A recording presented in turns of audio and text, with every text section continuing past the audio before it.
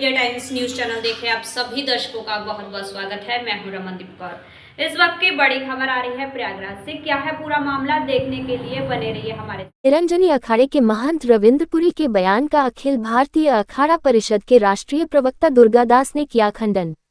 प्रयागराज, अखिल भारतीय अखाड़ा परिषद में अध्यक्ष पद को लेकर विवाद गर्मा गया है।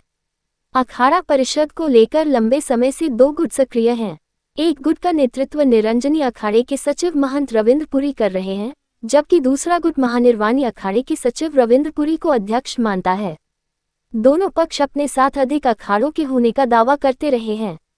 बीते दिनों महंत रविंद्रपुरी ने दावा किया कि उनके साथ जूना, आह्वान, अग्नि, निरंजनी, आनंद, पंच निर्मोही, निर्मल और बड़ा उदासीन प्रघुमुनि अखाड़ा है। उन्होंने कहा, आज रामदल और शंभू दल एक हो गए हैं। हमारा प्रयास सभी सन्यासियों और वैष्णव संतों को एक मंच पर लाने का है। साथ ही निरंजनी अखाड़े के सचिव महंत रविंद्रपुरी के बीते दिनों की दावेदारी पर अब कई अखाड़ों के महंत ने उदासीन अखाड़े में एक बैठक की, जिसमें निरंजनी अखाड़े के महंत रविंद्रपुरी के बयान का खंडन करते हुए राष्ट्रीय प्रवक्ता महंत दुर्गादास ने मीडिया में बयान जारी किया कि अखिल भारतीय अखाड़ा परिषद के अध्यक्ष निरंजनी अखाड़े के महंत रविंद्रपुरी नहीं, महानिर्वाणी अखाड़े के अध्यक्ष रविंद्रपुरी है। साथ ही उन्होंने महामंत्री पद से हरिगिरी को भी हटाने की बात कही और कहा कि अगर इस तरह का भ्रामक प्रचार किया गया तो और भी सख्त कार्रवाई होगी। और महंत यमुनापुरी ने ये भी बताया कि अगर जरूरत पड़ी तो कोर्ट में भी अखाड़ा इस मामले पर जाएगा। आपके माध्यम से इसका खंडन करता हूँ। सचिव निरंजनी अखाड़े के रविंद्रपुरी जी महाराज एवं हरिगिरी जो जूना अखाड़े के सदस्य भी नहीं है, जिन्हें जूनागढ़ से बहिष्कृत भी कर दिया गया है, उनके द्वारा जो अखाड़ा परिषद के अधिकारी और बहुमत कह रहे हैं वो सरासर निराधार खंडनीय है। उनके साथ कोई बहुमत नहीं है। इसका उद्देश्य ये है कि दुनिया को भ्रमित करना, हम उसका खंडन करते। हमारे साथ वर्तमान में अखिल भारतीय अखाड़ा परिषद के जो हमारे अध्यक्ष महंत रविंद्रपुरी जी हैं, उनके साथ 10 अखाड़े हैं। कौन-कौन से? सन्यासी, बैरागी, उदासी, निर्मल, ये चारों हमारे जो अखाड़े संप्रदाय हैं, यही कुंभ मेला करता है और इन्हीं के संयुक्त तत्वाधान में अखाड़ा परिषद का गठन होकर के अखाड़े का संचालन हरिद्वार, प्रयागराज, त्र्यंबकेश्वर, नासिक और उज्जैन, यहाँ का कुंभ मेला का संचालन होता है। इसकी परंपरा चली आ रही है। ये जो कह रहा है बिल्कुल निरापद है, विवादास्पद है। अगर इस प्रकार के उनके कार्य रहेंगे तो वर्तमान अखाड़ा परिषद बहुमत से कठोर निर्णय लेकर के इनको सवालों का जवाब दिया जाएगा। अच्छा, क्या इसमें मांग करते हैं, कहाँ प्रत्यावेदन देने की तैयारी कर रहे हैं और कोर्ट का भी सहारा लेंगे अगर ऐसा विवाद बढ़ता है तो? इसका जो है पूरे भारतवर्ष के लिए भारत सरकार को, गृह मंत्रालय को, जहाँ हमारे कुंभ मेला होते हैं, उत्तर प्रदेश, उत्तराखंड, महाराष्ट्र और मध्य प्रदेश की सरकार को हम सूचित पहले भी कर चुके हैं और आज की प्रेस वार्ता का भी उनको पास हम है जो प्रत्यावेदन भेजेंगे। अगर विवाद नहीं सुलझता है अखाड़ा परिषद का, क्या कोर्ट की शरण भी लेने जा रहे हैं? विवाद उनके द्वारा बढ़ाया जाएगा तो हर तरह की कार्रवाई होगी, न्यायालय का भी, समाज का भी। अच्छा, यहाँ पर जो जूना अखाड़े ने एक भवन का निर्माण किया, इसको लेकर क्या दावा है कि आपका है?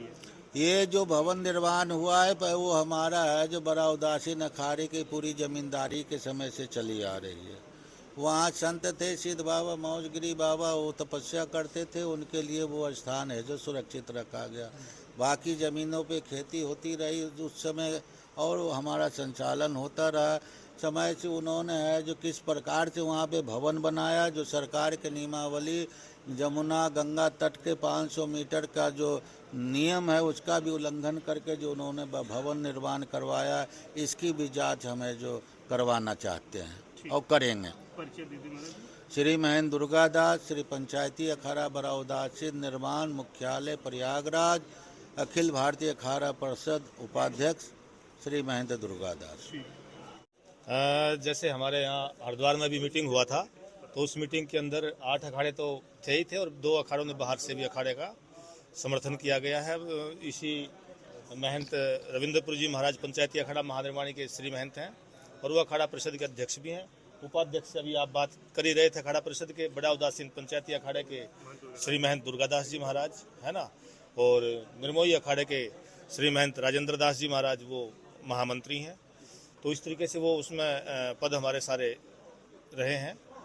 और 2 अखाड़ों का बाहर से समर्थन अग्नि और आवाहन का भी रहा है, जैसा कि महंत दुर्गादास जी महाराज ने आप लोगों को बताया। अब विषय ये है कि हर अखाड़े की अपनी एक संविधान होता है, एक डेमोक्रेटिक सिस्टम है, और सभी अखाड़े रजिस्टर्ड हैं भारत सरकार से, और सबका ऑडिट आदि क्रम निरंतर चलता रहता है। ठीक, तो जो अखाड़ों की गवर्निंग बॉडी है, जो अखाड़े से रजिस्टर्ड है, उसी के वही सदस्य जिनको चुनते हैं वही अखाड़ा परिषद में सदस्य हो सकते हैं। दूसरा, जो अखाड़े की अपनी एक नियमावली होती है, उस नियमों का उल्लंघन जो भी साधु करता है उसको अखाड़े कुछ समय के लिए या लंबे समय के लिए या आजीवन के लिए उसको अखाड़े से बाहर कर दिया जाता है, ताकि अखाड़े की बदनामी ना हो। तो ऐसे लोगों को जिनको अखाड़े के रूल तोड़ने के आरोप में बाहर किया गया है, उनको दूसरा कोई भी अखाड़ा प्रश्रय नहीं दे सकता है और न देना चाहिए, क्योंकि पूर्व अखाड़ा परिषद के ये निर्णय रहे हैं कि एक अखाड़े से अगर किसी को निकाल दिया गया, दूसरा अखाड़ा उसको प्रश्रय नहीं देगा, उसको शरण नहीं देगा और ना ही उसको प्रोत्साहित करेगा। लेकिन इस नियम का अभी पीछे कुछ समाचार आए हरिद्वार से नया पंचायती उदासीन अखाड़े के कुछ जो वहां से अखाड़े से बहिष्कृत जो साधु थे उनको इकट्ठा किया गया। बड़ा उदासीन अखाड़े के भी बड़ा उदासीन अखाड़े के भी महात्माओं को, निर्मल पंचायती अखाड़े के भी साधुओं को पूर्व में, और निर्मोही अखाड़े के महात्माओं को भी, जो वर्तमान में अखाड़े के पदाधिकारी हैं, मान्य हैं, उन्हीं को मान्यता है ना।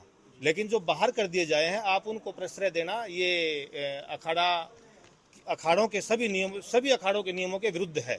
ऐसे तो हर अखाड़े में कोई न कोई नियम भंग करता है, उसको बाहर कर दिया जाता है, दूसरे अखाड़े उसको प्रश्रय देने लग जाएंगे, तो ये अच्छी बात नहीं है। तो मेन बात ये है कि इसको हम उसका खंडन करते हैं। हाँ, उन संतों को अगर कोई अपनी बात रखनी है तो जिस संप्रदाय के हैं, वो जिस अखाड़े के हैं, उस अखाड़े के पंच परमेश्वर के सामने अपनी बात रखे, पंच दयालु होता है, वो उन्हीं के हैं, तो वहाँ समाधान उनका हो सकता है। लेकिन ऐसे समाज में ऐसे दुष्प्रचार ना करें, इससे समाज में धर्म के प्रति भी और अखाड़ों के प्रति भी एक अनास्था का भाव पैदा होता है। तो हम लोग बार बार इस चीज़ को नहीं बोलते हैं, इसलिए नहीं बोलते क्योंकि समाज में ज़्यादा एक गलत संदेश जाता है ना सफाई देने में भी।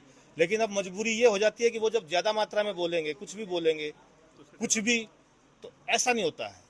तो अखाड़ों के बोलते हुए पदाधिकारियों को भी अपनी गरिमा का और उस चीज़ का ध्यान रखना चाहिए, यही है मूल। और बाकी आने वाले जो गुरु पूर्णिमा, उन सबको, आप सबको अभी जो सबको शुभकामनाएं हैं। महंत यमुनापुरी, पंचायती अखाड़ा महानिर्माणी सचिव, प्रधान कार्यालय।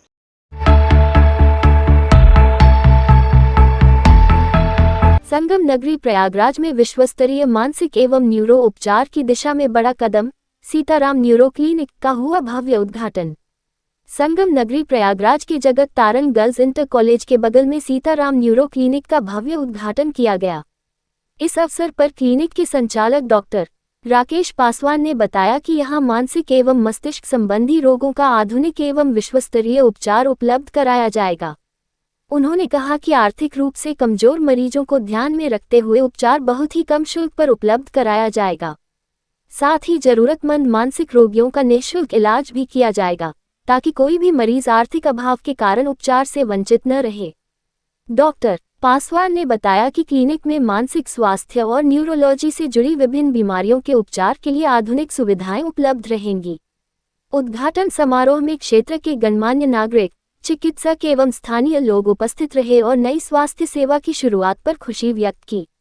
वहीं डॉक्टर राकेश पासवान की पत्नी ने भी उनके इस क्लिनिक के उद्घाटन के मौके पर लोगों का आभार व्यक्त किया। तो वहीं पूर्व विधायक डॉक्टर जमुना प्रसाद सरोज ने डॉक्टर राकेश पासवान के कार्यों की सराहना की और कहा, जिस तरह से गरीबों के लिए वह निरंतर काम करते चले आए हैं, आगे भी इसी तरह से काम करें और हर बार के लोगों की समस्या दूर करें। सभी दर्शकों को मेरा नमस्कार। जो ये सीताराम न्यूरो केयर करके क्लिनिक हमारी खुल रही है, इसमें हम लोग कोशिश करेंगे कि बहुत ही कम दामों पर और ज़रूरत के हिसाब से निःशुल्क इलाज मानसिक रोगियों को और दिमाग से संबंधित रोगियों को प्रोवाइड करें। और साथ ही साथ हम ये प्रयास करेंगे कि जो मानसिक रोगी हैं उनको विश्व स्तरीय सुविधाएं दी जाएं। RTMS, behavioural therapy, psychotherapy, rehabilitation therapy और सर्टिफिकेशन जैसी जो चीज़ें हैं जो प्रयागराज में कहीं उपलब्ध नहीं है एक छत के नीचे, वो हम कोशिश करेंगे कि हमारे यहाँ सभी सुविधाएं एक साथ सभी लोगों को मिल सकें। पहले आप सभी लोगों का मेरा बहुत बहुत नमस्कार और मैं सभी लोगों का बहुत वेलकम करना चाहती हूँ। आप सबका welcome, you are almost welcome यहाँ पे आने के लिए। आज actually I am Shalini Paswan, wife of doctor Rakesh Kumar Paswan. आज हमारी इनॉग्रेशन सेरेमनी है हमारी क्लिनिक की, सीताराम न्यूरो केयर पॉलीक्लिनिक का हमारा इनॉग्रेशन है। और यहाँ पे जो हमारी सुविधाएं हैं बेसिकली न्यूरो से रिलेटेड हैं, क्योंकि ये नाम भी है, जैसे कि आप लोग को समझ में आ रहा है कि न्यूरो क्लिनिक है, तो न्यूरो से रिलेटेड समस्याएं हैं। और he is my husband doctor Rakesh Kumar Paswan. Now he will continue. आप डॉक्टर साहब ने बताया, डॉक्टर राकेश पासवान जी ने, कि ज़्यादा से ज़्यादा गरीबों को मदद की जाएगी इसमें। डॉक्टर साहब का ऐसा नेचर रहा है कि मैं विधायक भी था सोराव से, तो हर महीने ये जो है हेल्थ क्लब लगवाया करते थे, जो है निःशुल्क स्वास्थ्य शिविर लगवाते थे ये, और बड़े पैमाने पर गरीबों की मदद की जाती थी। तो इनका नेचर ही रहा गरीबों की मदद करने का। अब भी कहीं से भी आ जाता और कोई व्यक्ति ये कहता कि मैं गरीब हूँ, मेरे पास पैसा नहीं है, तो ये उनको मदद करते हैं, इलाज करने का जो है काम करते हैं। और इनके साथ कई सारे और भी डॉक्टर रहेंगे, विशेष रूप से तो न्यूरो के ही रहेंगे, और भी डॉक्टर जो है कार्डियो के भी रहेंगे, और भी दूसरे भी रहेंगे। और आज बड़े पैमाने पर लोगों ने सहयोग किया इनके नेचर से। इनका इतना विनम्र स्वभाव है डॉक्टर राकेश पासवान जी का कि इलाहाबाद के जितने भी विधायक हैं ज़्यादातर सभी लोगों ने सहयोग किया, यहाँ आने का काम किया। राजनीतिक सहयोग भी इनका रहा, और बहुत सारे डॉक्टर्स, इलाहाबाद के बहुत सारे डॉक्टर्स यहाँ पाए, बहुत सारे जज जो है जज यहाँ पर आए। मैं देख रहा हूँ कि मैं तो आज दंग रहा हूँ कि डॉक्टर साहब ने इतना अच्छा मतलब व्यवहार बना रखा है, इतना बढ़िया कि I am proud of my daughter and जो है डॉक्टर राकेश जी। तो जी जी जी actually we all are proud of doctor Rakesh Kumar Paswan and I am specially proud of my husband.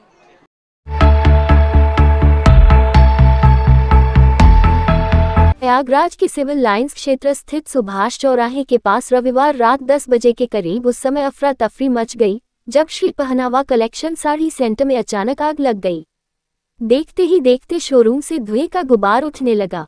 धुआं निकलता देख राहगीरों और आसपास के लोगों ने तुरंत पुलिस और फायर ब्रिगेड को सूचना दी। सूचना मिलते ही स्थानीय पुलिस सबसे पहले मौके पर पहुंची और शोरूम के आसपास लोगों की भीड़ को हटाकर सुरक्षा घेरा बना दिया। सूचना मिलते ही फायर ब्रिगेड की कई गाड़ियां भी मौके पर पहुंच गईं। दमकल कर्मियों ने आग पर काबू पाने के लिए अभियान शुरू किया और करीब आधे घंटे की मशक्कत के बाद आग बुझा ली गई। गनीमत ये रही कि आग ऊपरी मंजिल पर नहीं पहुंची और इससे पहले ही इस पर काबू पा लिया गया। दरअसल ऊपरी मंजिल पर पंजाब एंड सिंध बैंक की शाखा है। ऐसे में आग की ऊपरी मंजिल तक पहुंचने की हालत में बड़ा नुकसान होने की आशंका थी। प्रत्यक्षदर्शियों के मुताबिक पहले शोरूम के अंदर से धुआं निकलता दिखाई दिया, इसके बाद आग की लपटें भी नजर आने लगीं। आग लगने की सूचना मिलते ही आसपास के दुकानदार और स्थानीय लोग मौके पर जमा हो गए, जिससे कुछ समय के लिए इलाके में अफरा तफरी का माहौल बन गया। रविवार होने के कारण शोरूम बंद था। ऐसे में आग लगने के समय अंदर कोई कर्मचारी मौजूद नहीं था।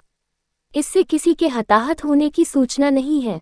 हालांकि आग से शोरूम में रखे साड़ी स्टॉक, फर्नीचर और अन्य सामान के नुकसान की आशंका जताई जा रही है। नुकसान का वास्तविक आकलन आग पूरी तरह बुझने के बाद ही हो सकेगा। ये शोरूम ममफोर्डगंज के रहने वाले रितेश सिंह का है, जबकि यही उनके बेटे का इंटीरियर डेकोरेशन का ऑफिस भी है। फिलहाल आग लगने की वजह स्पष्ट नहीं हो सकी है। शुरुआती तौर पर शॉर्ट सर्किट सहित अन्य संभावित कारणों की भी जांच की जा रही है, लेकिन अधिकारियों ने अभी किसी कारण की पुष्टि नहीं की है। थाना प्रभारी सिविल लाइंस रामाश्रय यादव ने बताया कि आग पर काबू पा लिया गया है। अभी कारणों का पता नहीं चल सका है। देश दुनिया की खबरों के लिए world media times news channel को सब्सक्राइब करें।